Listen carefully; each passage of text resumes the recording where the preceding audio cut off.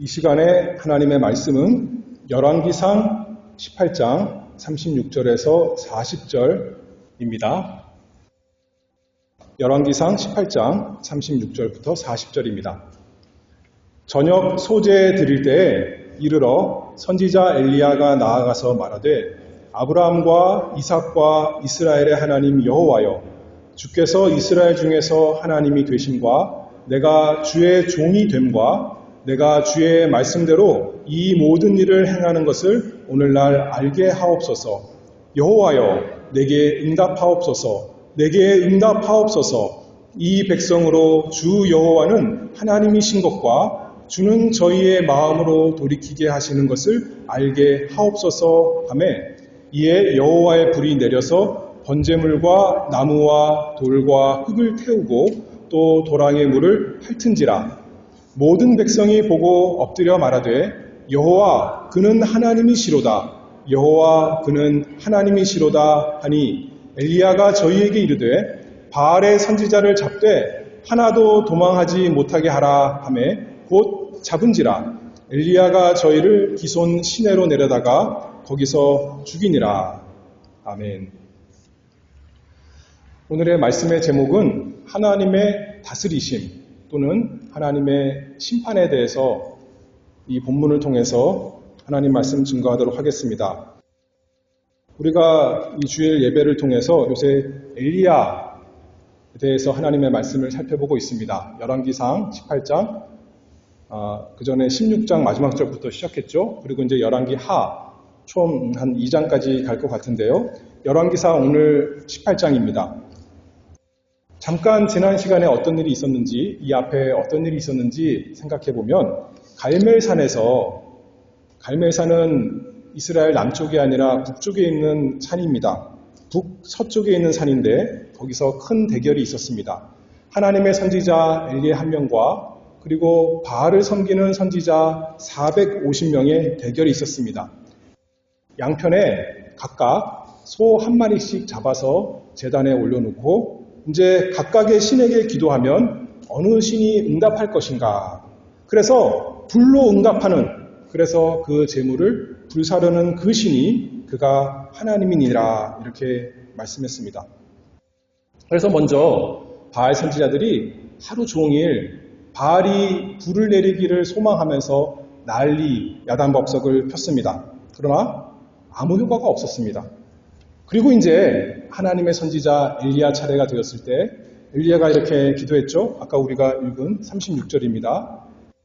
아브라함과 이삭과 이스라엘의 하나님 여호와여, 주께서 이스라엘 중에서 하나님 되심과 내가 주의 종이 됨과 내가 주의 말씀대로 이 모든 일을 행하는 것을 오늘날 알게 하옵소서. 여호와여, 내게 응답하옵소서. 내게 응답하옵소서. 이 백성으로 주 여호와는 하나님이신 것과 주는 저희의 마음으로 돌이키게 하시는 것을 알게 하옵소서. 그랬더니 무슨 일이 일어났습니까? 그 다음 절을 읽어보면, 이에 여호와의 불이 내려서 번제물과 나무와 돌과 흙을 태우고 또 도랑의 물을 핥은지라. 바알 선지자들은 하루 종일 소리 지르고 몸에 칼로 피를 내고 별의별 것을 다 했지만 아무 효과가 없었을 때 엘리야 선지자가 이렇게 간단히 기도했더니 하나님께서 즉시 하늘에서 불을 내리셔서 그 번제물을 다 태우신 것 우리가 살펴보았습니다. 그랬더니 이제 백성들이 말하죠. 엎드려 하나님께 경배하며 말씀합니다. 여호와 그는 하나님이시로다. 여호와 그는 하나님이시로다. 금방 결판이 났습니다. 누가 사시고 참된 하나님이십니까? 이스라엘의 하나님 여호와, 그분이 하나님이시다. 아무도 여기에 이견을 달 수 없이 판결이 단번에 났습니다. 그리고 나서 이제 오늘 본문은 40절 이 한 절입니다. 여기서 뭐라 그러냐면, 엘리야가 저희에게 이르되 바알의 선지자를 잡되 하나도 도망하지 못하게 하라 하매 곧 잡은지라. 엘리야가 저희를 기손 시내로 내려다가 거기서 죽이니라. 하나님께서 엘리야를 통해서 바알 선지자들을 심판하셨습니다. 그래서 하나님의 이 심판, 다스리심, 이 말씀을 좀 이번 시간에 생각해 보고자 합니다. 여러분들 어떻습니까? 하나님 섬기지 않는다고 450명이나 되는 사람을 하루아침에 다 죽이는 것이 괜찮습니까? 그 얘기를 들었을 때 마음이 편안하십니까? 우리는 좀 사실 불편합니다. 그렇잖아요? 이제 결판 났는데 바알 선지자 다 쫓아보내면 되는 거지. 하나님이 다 드러났는데 하나님만 참신인 것이 나타났는데 굳이 사람들을 이렇게 다 죽이면서 피를 볼 필요가 있을까? 우리는 그런 생각을 하게 됩니다. 그러나 이 엘리야의 한 것은 하나님의 명령대로 한 것입니다. 우리가 잘 아는 십계명 말씀을 보면 제일 처음에 하나님께서 이렇게 말씀하시죠. 출애굽기 20장 3절에 보면 너는 나 외에는 다른 신들을 네게 있게 말지니라. 이것에 대해서 신명기에서 실질적으로 그러면 하나님께서 어떤 벌을 주시는가라고 할 때 13장 1절에 이렇게 말씀합니다. 너희 중에 선지자나 꿈꾸는 자가 일어나서 이적과 기사를 네게 보이고 네게 말하기를 네가 본래 알지 못하던 다른 신들을 우리가 쫓아 섬기자 하며 이적과 기사가 그 말대로 이룰지라도 너는 그 선지자나 꿈꾸는 자의 말을 청종하지 말라. 아까 출애굽기 20장에서 한 말을 이렇게 길게 풀어서 설명해 주는 거예요. 그리고 나서 그런 사람이 있으면, 그런 선지자가 있으면 어떻게 하래요? 그 선지자나 꿈꾸는 자는 죽이라. 하나님께서 분명히 말씀하셨어요. 왜냐하면 이는 그가 너희를 애굽 땅에서 인도하여 내시며 종되었던 집에서 속량하여 취하신 너희 하나님 여호와를 배반케 하려 하며 너희 하나님 여호와께서 네게 행하라 명하신 도에서 너를 꿰어내려고 말하였음이라. 너는 이같이 하여 너희 중에서 악을 제할지니라. 하나님께서 분명하게 말씀하셨습니다. 신명기 13장뿐만 아니라 13장 이 앞부분만 아니라 뒤에서도 말씀하시고 또 성경 여러 군데서 17장에서 또 말씀하셨습니다. 그래서 이것을 하도록 이 법대로 나라를 다스리도록 하나님께서 누구를 세우신 거예요? 나라에 왕을 세우셨습니다. 그러면 왕은 뭐 해야 됩니까? 이 말씀대로 법을 잘 집행해야 되는 겁니다. 신명기 17장 19절에 보면 평생에 자기 옆에 두고 읽어서 하나님의 말씀을 왕은 평생 자기 옆에 두고 읽어서 그 하나님 여호와 경외하기를 배우며 이 율법의 모든 말과 이 규례를 지켜 행할 것이라. 자기만 지킬 뿐만 아니라 왕은 자기만 있는 것이 아니라 온 나라를 책임지는 자입니다. 그래서 온 나라에 이런 우상 숭배하는 자가 없도록 그런 선지자가 있다면 죽이는 것이 왕이 재판권을 가지고 처형권을 가지고 있는 것입니다. 그런데 왕이 이 일을 하지 않으니까 온 이스라엘에 악이 가득하게 되었습니다. 그래서 이제 왕이 일을 안 할 때 엘리야 선지자가 나서서 대신 하나님의 사람으로서 이 일을 하고 있는 것입니다. 다시 질문합니다. 엘리야의 심판이 너무 가혹합니까? 너무 무자비합니까? 그렇지 않습니다. 의로운 왕이라면 마땅히 해야 됐을 일을 지금 하나님의 대리인으로서 공의롭게 심판을 내린 것입니다. 하나님 말씀을 다 순종한 것이었습니다. 그렇다고 해서 아무 때나 가서 바알 선지자 죽이는 것이 아닙니다. 이날은 심판 날이었습니다. 온 백성이 변명할 수 없이 다 증거하고 있는 이 심판대에서 판결이 내리고 그 판결에 따라서 하나님의 율법대로 선지자가 심판한 것이죠. 그래서 우리 하나님은 죄를 미워하신다. 그리고 그 죄에 대해서 반드시 심판하신다. 그것을 바알 선지자들을 죽임으로써 이렇게 잘 보여주는 것입니다. 우상 숭배자는 하나님 나라에 결코 함께할 수 없습니다. 이 구약의 이야기는 우리에게 보이는 상징입니다. 너무 참 드라마 같은 이야기인데 우리가 경험해야 될 실체에 대한 마치 영화를 보는 것처럼 모형으로서 우리에게 주어집니다. 모든 사람에게 마지막 심판이 있다 하는 것을 하나님께서 보여주십니다. 바알 선지자들이 몇십 년 동안 이스라엘에서 잘 먹고 잘 살았을 것입니다. 왕실의 비호를 받고 최고급 대우를 받으면서 선지자로서 존중받으면서 사람들을 인도하면서 살았을 것입니다. 그러나 그들에게 심판날이 임했을 때 아무도 피할 수 없었습니다. 450명 중에 아무도 살아남지 못하고 다 심판을 받았습니다.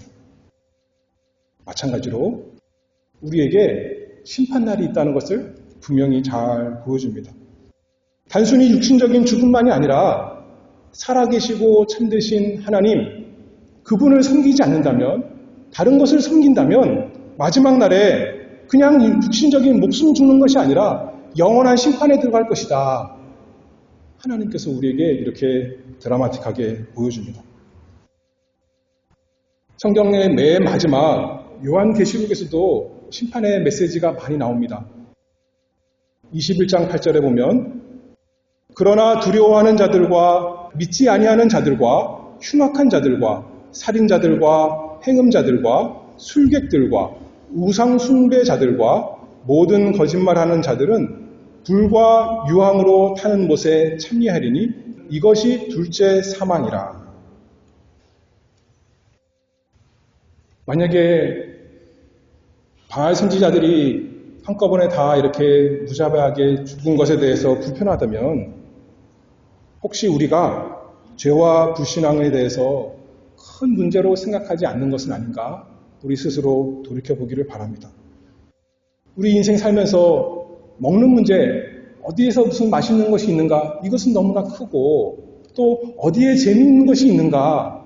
어디에 좋은 학교가 있고 좋은 직장이 있고 어디에 가면 좋은 건강식품, 건강 방식이 있는가? 거기에 대해서는 우리가 관심을 가지고 너무나 중요하게 생각하지만 하나님 앞에 죄에 대한 문제, 그것에 대해서는 생각하지 않고 있는가? 죄 많은 세상에서 살다 보니까 우리가 너무나 익숙해져서 그냥 우리가 죄의 모습대로 사는 것이라서 TV를 틀어도 인터넷을 봐도 내 주변에 봐도 내 속을 들여다봐도 죄가 너무나 익숙하니까 그냥 그렇구나 하고 살고 있습니까? 우리는 죄를 미워해야 됩니다. 저기 밖에 있는 사람들의 죄만이 아니라 내 속에 있는 죄를 미워해야 됩니다. 여기 아까 말씀했잖아요. 계시록 21장에 믿지 않는 자들과 흉악한 자들과 살인자들과 행음자들과 술객들과 우상 숭배자들과 모든 거짓말하는 자들은 하나님 나라에 들어갈 수 없습니다. 천국에만 못 가고 이 세상에서 대충 그냥 사는 것이 아니라 불과 유황으로 타는 못에 참여하리니 영원한 지옥 심판을 받는 것이 너무나 마땅합니다. 우리에게 하나님의 은혜가 있어야겠죠. 그래서 죄와 싸우고 죄와 미워해서 죄에서 도망치는, 멸망하지 않도록 죄로부터 도망하는 그런 것이 우리에게 다 있어야겠습니다. 구약시대에는 이렇게 하나님께서 우상 숭배자들을 다 죽이라 그러셨습니다. 그러면 신약시대는 어떻습니까? 두 번째로 우리가 생각해 볼 때, 그러면 오늘날에도 엘리야처럼 우상 숭배자 찾아다니면서 다 죽이는 것이 하나님 말씀 순종하는 것일까요? 어떤 사람들, 그런 사람들이 있어요. 사람은 차마 못 죽여도 저기 절에 가서 괜히 잘 서 있는 불상을 다 때려 부시는 겁니다. 하나님 말씀 순종한다 그러면서. 그 사람들 그 이상하게 생각하죠. 그러나 또 어떻게 생각하냐면 우리가 기독교 나라가 아니니까 그런 것을 할 수가 없어. 기독교 나라가 되면 우리가 모든 사람이 하나님을 섬기는 나라선 구약 이스라엘처럼 다 그렇게 때려 부셔야 돼. 바알 선지자들 다 죽여야 돼. 이렇게 생각하는 사람들도 있을 수 있습니다.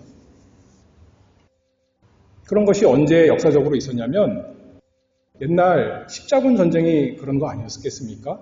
칼로 우상 숭배자들을 다 죽이려는 그런 전쟁이었습니다.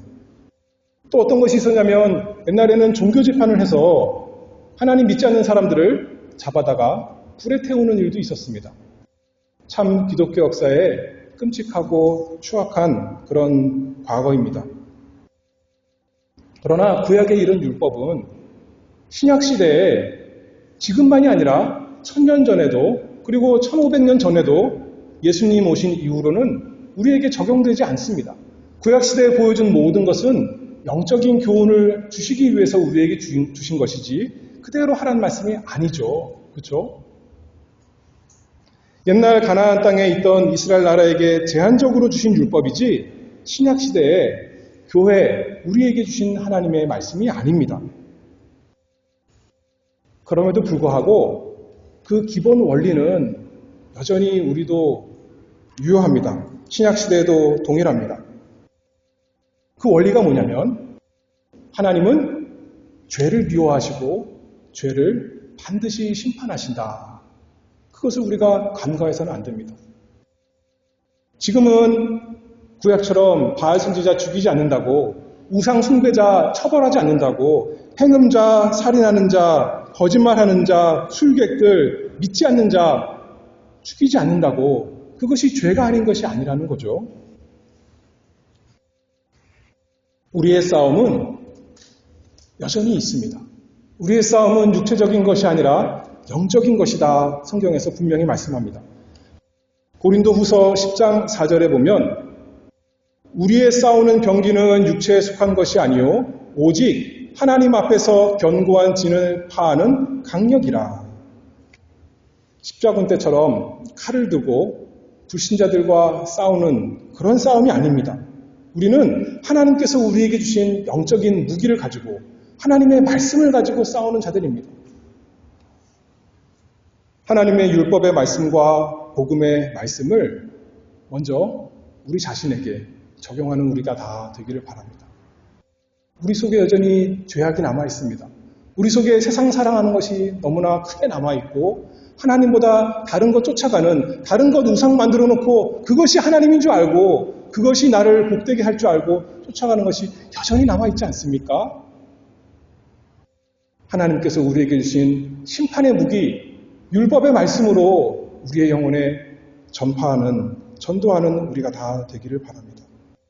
그래서 우리 속에 있는 하나님을 대적하는 그 모든 죄악을 하나님께서 능력 있게 성령의 역사로 멸하시도록 우리가 말씀을 사용하는 자 되기를 바랍니다. 그래서 우리의 날마다 고백이 이스라엘 사람들 고백한 것처럼 그렇습니다. 여호와께서 참 하나님이십니다. 하나님이야말로 내 인생을 다스리시는 나의 주님이십니다. 어떤 학교도, 어떤 직장도, 어떤 건강도, 어떤 맛있는 것, 어떤 즐거운 것도 나를 이끌어 갈 수 없습니다. 오직 나의 하나님은 여호와 그분이십니다. 주님 앞에 굴복하는 우리 모두가 되기를 바랍니다. 그것이 하나님 말씀 들을 때 일어난다는 거예요. 하나님께서 오늘날 말씀으로 우리에게 심판하시니까 율법의 말씀을 들을 때 내가 죄인이구나, 내 죄를 용서해 주시옵소서 하나님께 엎드리고 복음의 말씀을 들을 때 복음에서 알려주시는 예수 그리스도 그분이 나의 주님이구나 라고 엎드려 경배하는, 순종하는 우리가 다 되기를 바랍니다. 개인적으로만 그런 것이 아닙니다. 우리 교회에서도 죄의 문제 간단하지 않습니다. 우리 죄 많은 사람들이 모여서 서로 죄를 안 지을 수가 없는데 구약에서는 이스라엘 나라가 보이는 하나님의 나라였기 때문에 보이는 방법으로 선지자들을 죽이고 쫓아냈습니다. 신약시대 교회에서는 어떨까요? 교회가 보이는 하나님의 나라인데 여기도 마찬가지입니다. 은혜의 때니까 죄에 상관없다. 그것이 아니라 참된 교회라면, 우리가 참된 하나님의 나라라면 여기에 하나님의 말씀으로 치리하는 것이 있어야겠죠. 다스리는 것이 있어야 됩니다. 고린도전서 5장 6절에 보면 적은 누룩이 온 덩어리에 퍼지는 것을 알지 못하느냐. 그래서 어떻게 해야 됩니까? 누룩이 퍼지지 않도록 심판해야 된다는 거죠. 다스려야 된다. 그 말씀입니다. 만일 11절입니다. 어떤 형제라 일컫는 자가 음행하거나 탐담하거나 탐심을 부리는 겁니다. 우상 숭배하거나 후욕하거나 돌아다니면서 욕하는 거예요. 술 취하거나 우리에게 저렁하면 세상에만 빠져 있거나 토색하거나 남의 것 훔치는 사람이거나 그러면 사귀지도 말고 그런 자와는 함께 먹지도 말라 함이라. 이 악한 사람은 너희 중에서 내어 쫓으라. 구약시대에만 하나님의 율법이 엄격한 것이 아닙니다. 신약시대에도 그렇습니다. 우리가 이 세상 사는 동안 불신자들과 사귀지 않을 수 없습니다. 그들과 함께 식사할 수 있고요. 사업 같이 할 수 있고 함께 일하고 여러 가지 할 수 있습니다. 그러나 만일 어떤 형제가 우리 가운데 겉으로는 믿는다 하지만 신앙 고백을 하는데 하나님의 백성 가운데 세상 사람들과 똑같이 그렇게 악한 일을 하는 사람이 있거든 뭐 하지 말래요? 사귀지 말고 내어 쫓으라 그랬습니다. 미워해서가 아니라 오히려 그들을 사랑해서 징계하는 겁니다. 그래서 그들이 죄를 깨닫고 돌아오도록 하나님께서 이렇게 명령하셨습니다. 구약시대는 죽였지만 신약시대에서는 교회에서 내쫓는 겁니다. 왜요? 그만큼 죄가 심각하니까요. 그렇죠? 그냥 막 내쫓는 것이 아니라 아까 엘리야도 사람들 다 모아놓고 심판을 한 겁니다. 그리고 바알 선지자들 핑계할 수 없이 하루 종일 자기들은 바알을 섬겼기 때문에 나는 바알 선지자 아니에요. 오해입니다. 할 수가 없는 거죠. 그렇죠? 심판대 앞에 섰을 때 심판받는 것입니다. 교회에서도 마찬가지로 이렇게 공적으로 사적으로가 아니라 공적으로 미워해서가 아니라 오히려 사랑하기 때문에 그를 죄에서 돌이켜서 하나님께로 다시 얻게 하려고 이렇게 우리가 다스리는 징계하는 것이 있어야 되는 것입니다.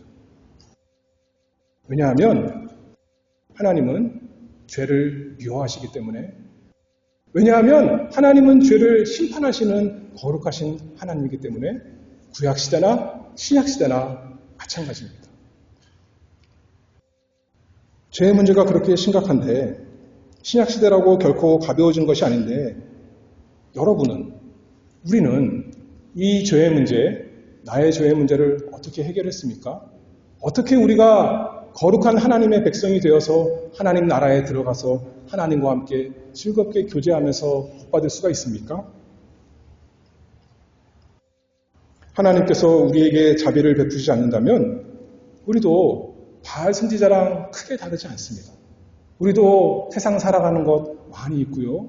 하나님 섬기는 것 알면서도 내 건강, 그게 최고가 되어가지고 살 때가 너무나 많고 돈 버는 것, 그 재미가 하나님 섬기는 것보다 더 재미있어서 열심히 하는 우상 섬기는 사람 우리 가운데 우리 모습이고 그럼에도 불구하고 우리가 이렇게 멸망받아 마땅한데 하나님께서 우리에게 자비를 베풀어 주셨습니다.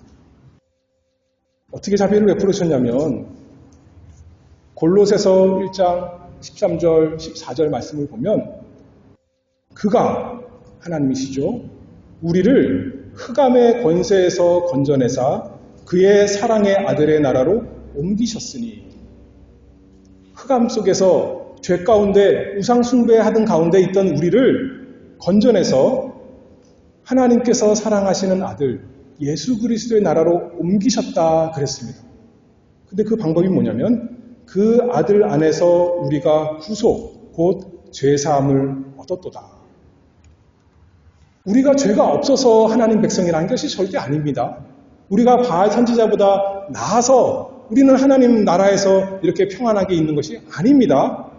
우리가 죄 많은 사람이지만 그 아들, 하나님의 아들 안에서 우리가 죄사함을 받았기 때문에 하나님께서 우리를 거룩하다, 의롭다, 너는 내 아들이다, 너는 하나님 백성이다 해주신다는 겁니다. 그러니 얼마나 감사합니까? 그 아들 안에서 어떻게 그 아들 안에서 우리가 죄사함 받았습니까? 예수 그리스도의 십자가 안에서 이렇게 생각할 수가 있겠죠.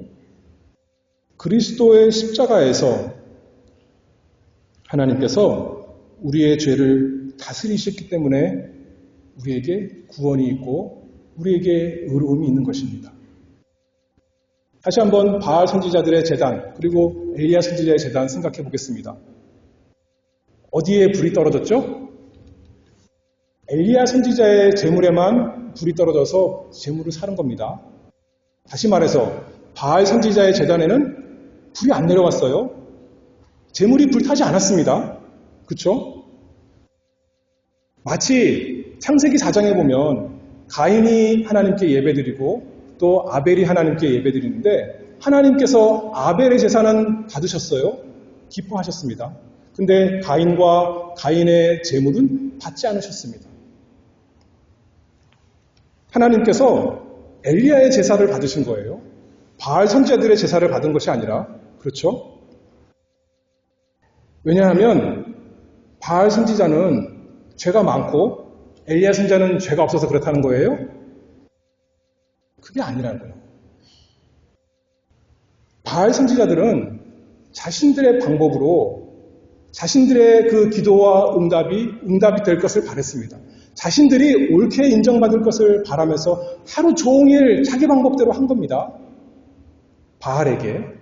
그러나 엘리야 하나님의 선지자는 하나님의 약속의 말씀을 믿고 하나님이 이스라엘의 참 하나님인 것을 믿고 하나님께 나아가서 기도한 거죠.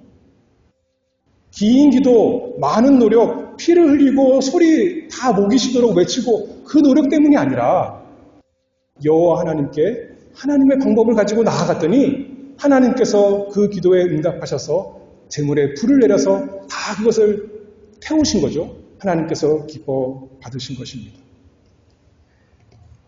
이 엘리야 제물을 받으신 것은 갈멜산에서 하나님께서 불 내려서 받았는데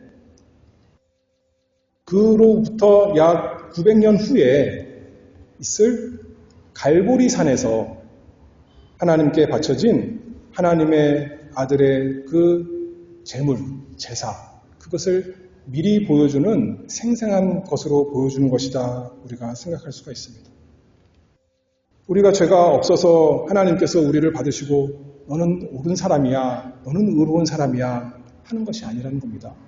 엘리야가 바알 선지자보다 그 속 마음이 깨끗하고 중심이 참 발라서 너는 의로운 사람이야 인정해 주시는 것이 아니라 우리가 의지하는 하나님의 아들께서 우리 대신 십자가 제단에 올려진 제물이 되셔서 우리가 받아야 되는 하나님의 진노의 불심판을 다 받으셨습니다. 갈멜산에서 공적으로 심판받았듯이 예수 그리스도께서 우리가 사도신경 고백하는 대로 빌라도 안에서 로마 공적인 재판관 아래서 온 세상이 알도록 심판받았습니다. 하나님의 심판을 받으셨습니다. 그래서 하나님께서 엘리야의 제물을 받으시고 엘리야를 옳다 인정해 주시듯이 우리가 예수 그리스도 그분이 나를 위한 하나님의 어린 양 나의 제물입니다 라고 바치고 믿음으로 드리는 거죠. 내가 하나님께 심판받아야 되지만 우리 죄 대신 예수님께서 다 그 죄를 뒤집어 쓰시고 하나님의 불심판을 받으셨다. 그것을 믿으면 누구든지 그것을 믿기만 하면 너는 의로운 사람이야. 너는 옳은 사람이야. 엘리야처럼 그렇게 인정받는 것입니다.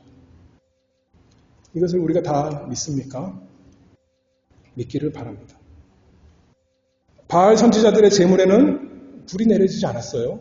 하나님께서 그것을 받지 않으셨습니다. 그리고 어떻게 됐어요? 그리고 끝난 게 아니에요. 오늘 우리가 읽은 것처럼 40절에 다 죽임을 당했습니다. 다른 방법이 없습니다. 하나님께서 약속하신 그리스도께서 나를 대신해서 심판받으신 것을 믿든지 아니면 뭐라는 거예요? 나 대신 재물이 심판받든지 아니면 내가 내 죄값으로 영원한 심판, 바알 선지자들이 죽임 당했듯이 그렇게 다 사망 가운데 들어가야 된다 하는 것을 보는 거죠. 오직 하나님의 약속을 믿고 하나님께 부르짖는 자를 하나님께서 기뻐 받으십니다. 우리가 그것을 믿는 거죠. 그 약속을 믿습니다. 하나님의 약속의 실체이신 본체이신 예수 그리스도, 그분과 그분의 십자가, 그것이 우리의 생명인 줄 알고 우리가 그것을 붙들고 믿는 것입니다. 하나님의 심판, 다스리심이 갈멜산에서 있었는데 또 어디에 있었다는 거예요? 우리를 위해서 갈보리산에서 있었다는 겁니다. 그것을 나를 위한 것이다 라고 믿는 사람이라면 마지막 심판대 앞에 심판을 받지 않고 영원한 복락 가운데 살겠지만, 갈보리산에 있었던 예수 그리스도의 십자가가 나를 위한 하나님의 심판, 나를 대신해서 하나님께서 받으신 것이다, 그것을 믿지 않는다면 영원한 심판을 받을 것입니다. 그러나 지금은 은혜의 때요, 지금은 구원의 날입니다.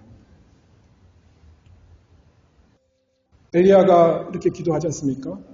18장 37절에 여호와여 내게 응답하옵소서, 내게 응답하옵소서. 이 백성으로 주 여호와는 하나님이신 것과 주는 저희의 마음으로 돌이키게 하시는 것을 알게 하옵소서. 우리의 마음을 누가 돌이킬 수 있어요? 여호와 하나님께서 돌이킬 수 있다 그랬습니다. 내가 나를 살릴 수 있는 것이 아니에요. 내가 나를 의롭게 만들 수 있는 것이 아닙니다. 엘리야가 능력이 있어서 된 것이 아니라 여호와께서 마음을 돌이키시는 그분, 우리의 완악한 마음, 우리의 못난 마음, 우리의 우상 숭배하는 마음, 우리의 거짓말하는 마음, 우리의 음란한 마음, 우리의 믿음 없는 마음, 여호와께서 돌이켜 주시옵소서. 그러면 우리가 아는 겁니다. 주 여호와는 참으로 하나님이시구나. 내 마음까지도 내 평생 믿지 못했는데, 평생 이 모양 이 꼴로 살았는데 주는 나의 마음으로 돌이키시는 하나님이십니다. 고백하는 우리가 되는 것이 이 시간 아니겠습니까? 예레미야 31장 18절에 또 비슷하게 말씀합니다. 주는 나의 하나님 여호와시니 나를 이끌어 돌이키소서. 그리하시면 내가 돌아오겠나이다. 내 스스로 여전히 부끄러운 죄가 많이 있습니다. 우리 가운데 그렇습니다. 죄 없는 사람 아직도 아무도 없습니다. 우리가 주님께 갈 때까지는 여전히 우리에게 죄가 있습니다. 근데 아까 말씀해서 신약에도 마찬가지라잖아요. 음행하거나 탐남하거나 우상 숭배하거나 후욕하거나 술 취하거나 토색하거나 이런 사람은 사귀지도 말고 내어 쫓으라 그랬는데, 겉으로는 우리가 이런 거 없지만, 그래서 안 쫓겨나지만 남들이 모르는 그 죄가 여전히 내 속에 있습니다. 하나님 용서해 주시옵소서. 예수 그리스도께서 그 내 죄 때문에 이미 갈보리산에서 심판받으신 것 믿습니다. 그리고 예수님께서 나 대신해서 하나님께 다 받아진 것 내가 믿습니다. 나를 돌이켜 주시옵소서. 내 마음을 바꿔주시옵소서. 그러면 제가 하나님께로 돌아가겠습니다. 예레미야 선지자 이렇게 외쳤습니까? 우리가 날마다 예수 그리스도 의지합니다. 다른 길이 없습니다.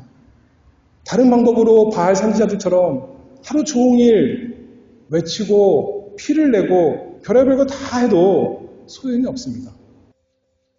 그러나 하나님 말씀에서 약속하신 우리 구주 예수 그리스도, 그분이 나를 위해서 십자가에서 죽으셨구나. 내가 하나님께 온전히 바쳐줘야 되는데 예수님이 바쳐주고 하나님이 기뻐 받으셨구나.